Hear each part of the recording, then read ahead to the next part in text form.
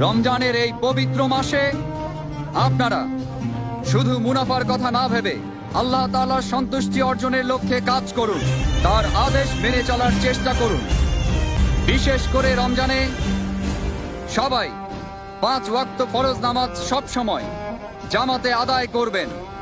তারাবির সময় সাম্রাজ্যের নিরাপত্তা প্রহরী ছাড়া বাদ বাকি সবাই এশার নামাজ পড়ার পর দোকান খুলে না বসে রমজানের রহমত অর্জন করার জন্য তারাবির নামাজ পড়তে যাবেন। যারা নামাজ না পড়ে দোকানে এসে ব্যবসা করবে তাদের কঠোর শাস্তি দেয়া হবে। প্রত্যেক মুসলমান ব্যক্তির নামাজ ও রোজা পালন করা সবচেয়ে বড় দায়িত্ব।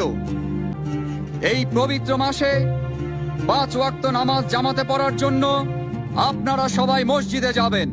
বায়াজিদ মসজিদের ময়দানে ইবাদত করতে আসা মহিলাদের আশেপাশে ঘোরাঘুরি করলে বা কোনো ক্ষতি করলে অথবা কোনো বেয়াদবি করলে কঠিন শাস্তি পেতে হবে।